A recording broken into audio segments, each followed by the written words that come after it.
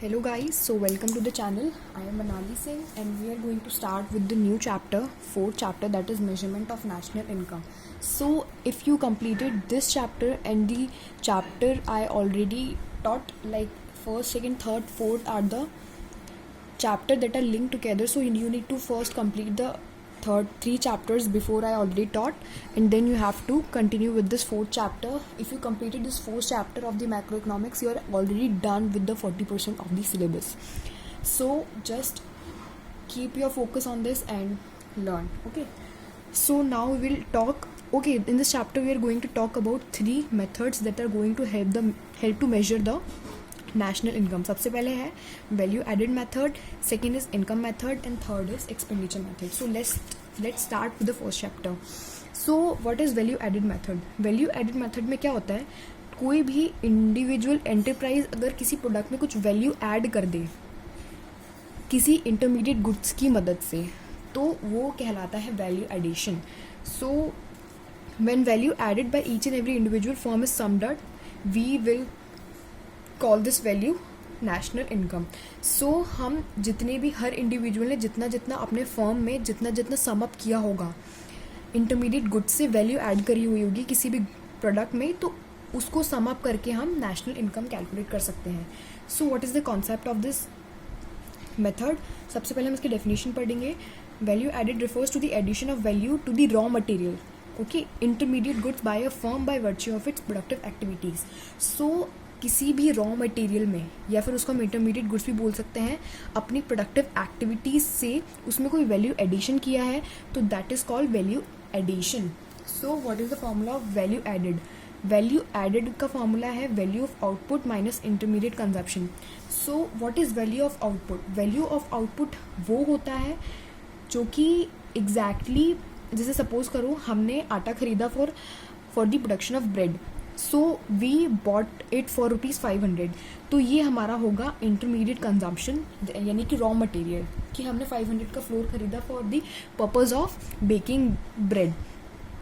So now अब हम उसमें ₹200 का मटेरियल करेंगे, उसका प्रोडक्शन करेंगे, बेक करेंगे, ब्ला जो भी होता है फर्दर प्रोडक्शन, उसको करने के बाद जो उसका आउटपुट है that is the selling price, वो 700 हो गई. तो जो value of output suppose it is 700 और हमारा इंटरमीडिएट कंजप्शन है कि रॉ मटेरियल हमारा ब्रेड का 500 का था, तो हमने कितनी वैल्यू ऐड कर दी? 200. So this is the value of value addition. So what we need to study for calculation of national income is, हमें ये देखना है कि इंटरमीडिएट कंजम्पशन कितना लग रहा है, उसकी वैल्यू की आउटपुट कितना हो रहा है, उसको हम डिडक्ट कर देंगे तो हमारे पास वैल्यू एडेड आ जाएगा. सो एक और टर्म की हम बात करेंगे, that is GDP-MP. We already talked about the aggregates we are going to use in calculating national income. So gross domestic product at market price, ये क्या होता है? सो हमने वैल्यू एडेड पढ़ा, जो भी हर एंटरप्राइज का, सपोज ये कंपनी जो ब्रेड बना रही थी, इसका सिंगल एंटरप्राइज का जो वैल्यू एडेड होगा यानी कि ₹200, वो हमारा gross value added at market price होगा. ओके, ग्रॉस वैल्यू कितनी ऐड करी एट मार्केट प्राइस. ओके, और अगर हम यही हर एंटरप्राइज, तो सपोज ब्रेड वाली कंपनी का, बिस्किट वाली कंपनी का, बटर वाली कंपनी का, हर किसी का हम जब वैल्यू एडेड प्लस कर देंगे तो उससे प्लस करके हमारे पास आ जाएगा gross domestic product market price. Okay, market price क्योंकि हम यहाँ पे वो वाली वैल्यू ले रहे हैं जिसपे मार्केट में सेल हो रही है.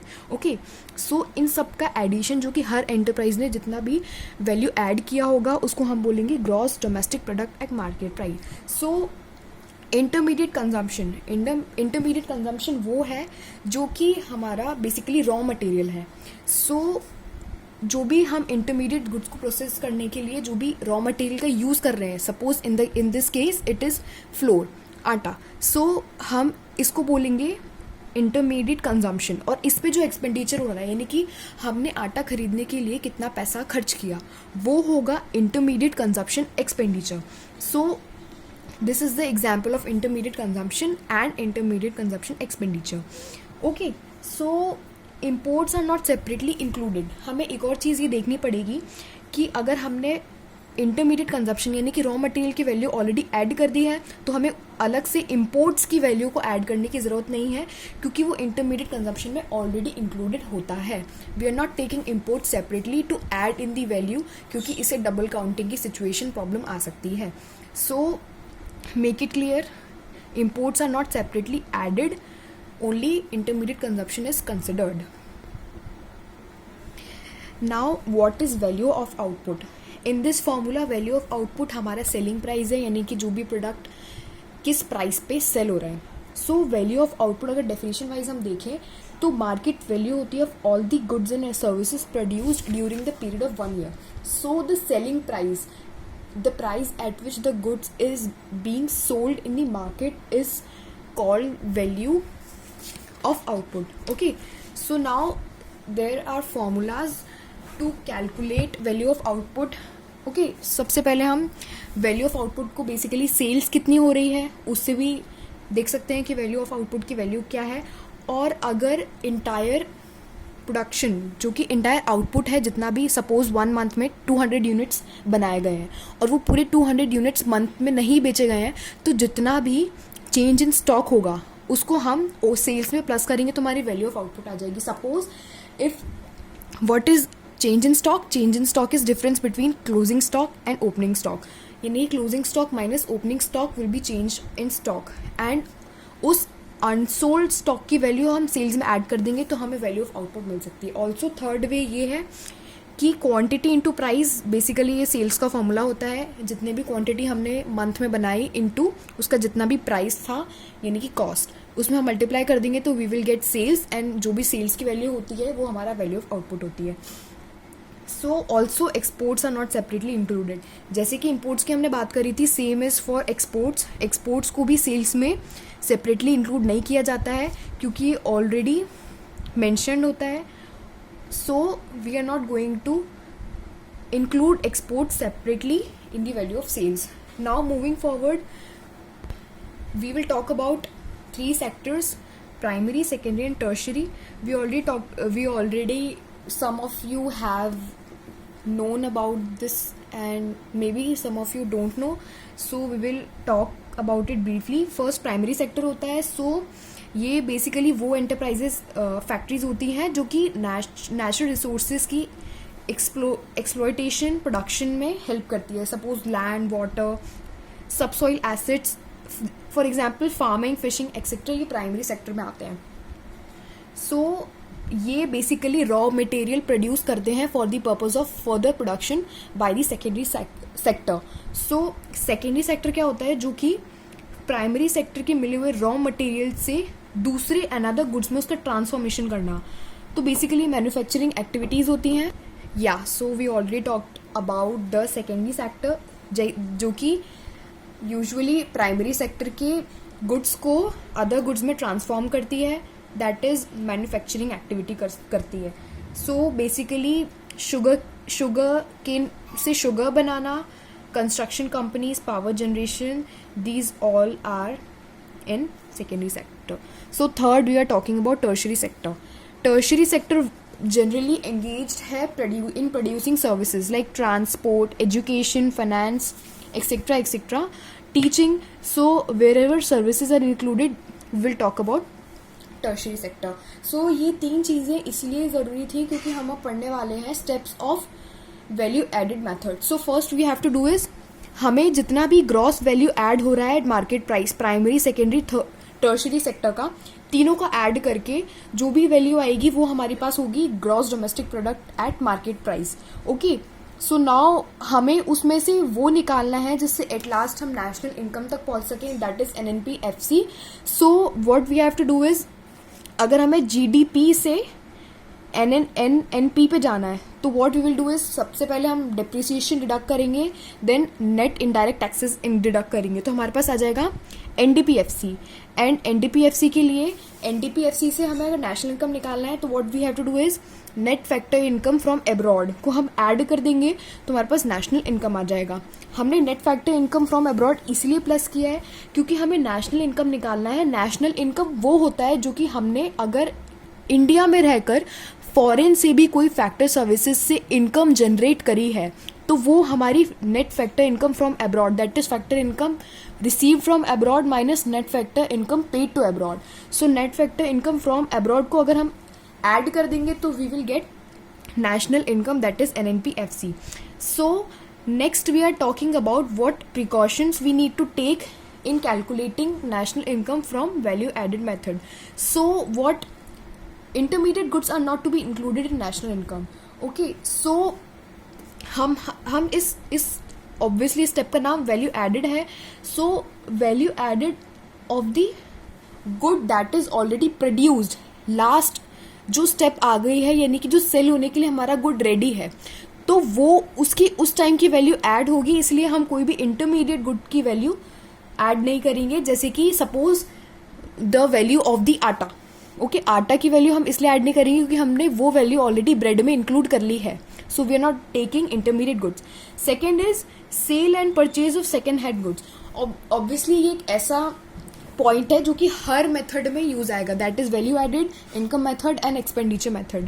सो अगर हम कोई सेकेंड हैंड गुड बेच रहे हैं या खरीद रहे हैं तो उसकी वैल्यू किसी भी तरीके से इसमें इंक्लूड नहीं करी जाएगी, क्योंकि वो जब फर्स्ट हैंड में बेची या खरीदी गई थी तो ऑलरेडी उसकी वैल्यू लग चुकी थी.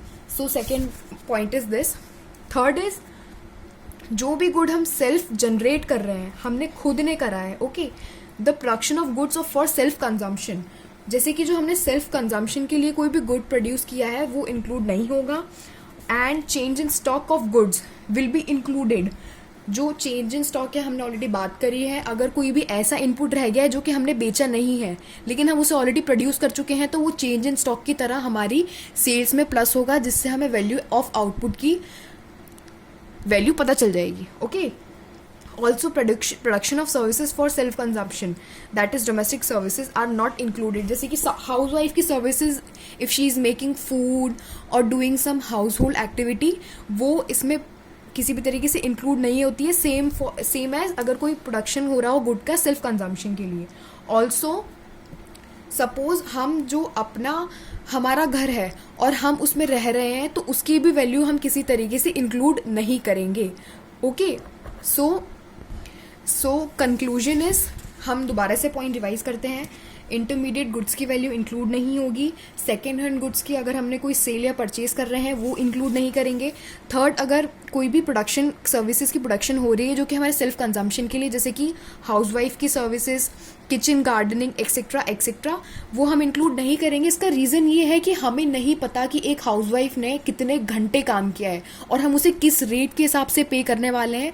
ऑब्वियसली ये एक ऐसा काम होता है जो कि यूजुअली कमर्शियल एक्टिविटी में नहीं आता, तो हम प्रोडक्शन ऑफ सर्विसेज को इंक्लूड नहीं करते हैं. Same is with production of goods. अगर हम सेल्फ कंजप्शन के लिए कोई भी गुड प्रोड्यूस कर रहे हैं तो हम उसे इंक्लूड नहीं करेंगे क्योंकि वो हम मार्केट में जाके उसे सेल नहीं कर रहे हैं. फिफ्थ इज, अगर हम अपने ही घर में रह रहे हैं तो उसको किसी भी तरीके से इंक्लूड नहीं करेंगे क्योंकि वो सेल्फ ऑक्यूपाइड है, हमने खुद ने अपनी रहने के लिए बनाया है.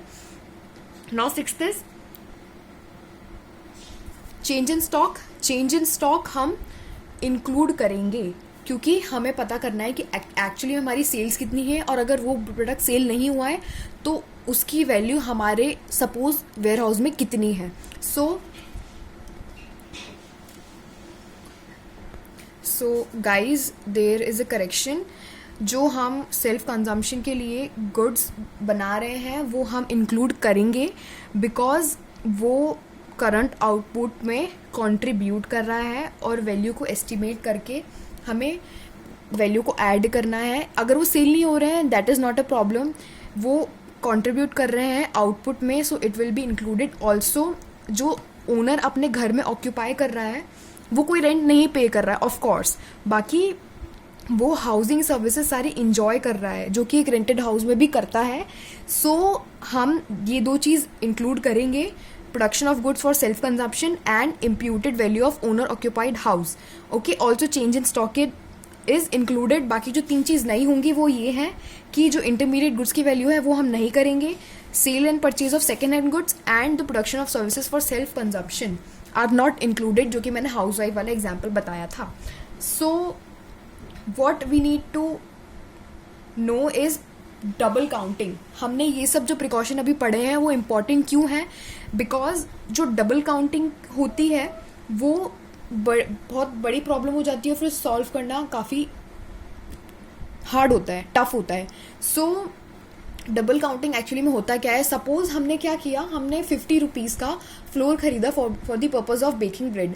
What we did was already included the value of ₹50. Now हम ब्रेड के बाद में भी अगर सपोज ब्रेड की वैल्यू आई 100 रुपीज़ एंड 100 रुपीज़ हमने लास्ट में जाके बोला अरे हमने 100 का ब्रेड बनाया एंड 50 का हमने फ्लोर लिया था एंड ऑल्सो 10 रुपीज़ का हमने ब्ला ब्ला जो भी यीस्ट वीस्ट जो भी डलता है वट एवर इंग्रीडियंट्स. सो अगर हम दोबारा वो वैल्यू को ऐड करेंगे तो हमारी इकोनॉमी वो वैल्यू दिखाएगी जो कि एक्चुअली में प्रोडक्शन नहीं हो रहा है. ओके, सो डबल काउंटिंग क्या होता है कि हम जो value of only final good जो लास्ट में हमारा 100 रुपी का ब्रेड बना उसी को हम लोग कंसिडर करेंगे, इंक्लूड करेंगे नेशनल इनकम को कैलकुलेट करने के लिए. हम 50 रुपीज़ का ब्रेड, 10 रुपीज़ का ये, 10 रुपीज़ का वो इंक्लूड नहीं करेंगे. हम सिर्फ वो देखेंगे कि एक्चुअली में कितनी वैल्यू किस किस चीज़ की डली और लास्ट में हमने उसे कितना का सेल किया. So value of the final goods and services produced are included in calculation of national income. So we already discussed about the problem of double counting. अब हम ये देखेंगे कि हम इस डबल काउंटिंग की प्रॉब्लम को सॉल्व कैसे कर सकते हैं. सो फर्स्ट हमें करना ये है कि हम दो अल्टरनेटिव यूज़ कर सकते हैं. सबसे पहले तो हम जो फाइनल आउटपुट की वैल्यू है उसे ही कंसिडर करें. दैट इज़ जो भी हमारा लास्ट में वैल्यू आई है किसी भी गुड या किसी भी सर्विसेज की. फॉर एग्जाम्पल हमने जो ब्रेड बेचा एग्जैक्टली वो ₹1000 का था फाइनल कंज्यूमर्स को, तो ओनली ₹1000 शुड बी कंसिडर्ड. अगर हमने बीच में कोई भी वैल्यू यूज़ करी है हम उसे कुछ भी यूज़ नहीं करेंगे, जो लास्ट की वैल्यू आई है हम उसे ही इंक्लूड करेंगे. ऑल्सो सेकेंड मेथड इज हम वैल्यू एडेड मेथड यूज़ कर सकते हैं. सपोज हम स्टेप वाइज ऐड करते जाएं. जैसे सपोज करो हमने 40 का फ्लोर लिया, 10 का यीस्ट लिया एंड 10 का जो भी इंग्रेडिएंट्स हम लोग जनरली ब्रेड बेक करने के लिए लेते हैं उसे इंक्लूड करते गए और लास्ट में जो भी value I suppose 100. So 100 will be the value. तो हमने वैल्यू ऐड करते गए 40 + 10 50 and then 50 + 10 60. So we are adding value. जैसे कि प्रोडक्शन होता जा रहा है हम वैल्यू ऐड करते जा रहे हैं, तो इससे भी हमारी डबल काउंटिंग की प्रॉब्लम नहीं आएगी और हमारा जो एग्जैक्टली वैल्यू जो भी फाइनल गुड्स और सर्विसेज जो भी प्रोड्यूस हो रहे हैं वो एक्चुअली में हमारे विजिबल होंगे. सो this is all for the first part जो कि हमने फर्स्ट मेथड ऑलरेडी डिस्कस करके ख़त्म कर चुका है. That is value added method. जो भी हमारा ग्रॉस वैल्यू होगी हर इंटरप्राइज की उसे हम ऐड करते जाएंगे. हमने 3 सेक्टर पढ़े थे.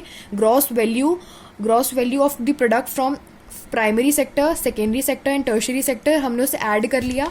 तो उसके बाद में हमारा आ गया GDP MP जो कि जो भी डोमेस्टिक प्रोडक्ट हमारे ग्रॉसली हुए हैं प्रोड्यूस. उसके बाद में हमने डेप्रिसिएशन माइनस कर दिया तो हमारा ये नेट डोमेस्टिक प्रोडक्ट आ जाएगा. हम उसमें NIT माइनस कर देंगे तो हमारा आ जाएगा फैक्टर कॉस्ट की value. Okay, so we will get domestic income that is net domestic product at factor cost.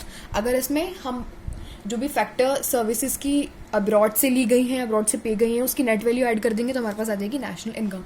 So national income करने का ये फर्स्ट फॉर्मूला था. In the next video we will get familiar with the next method. So thank you.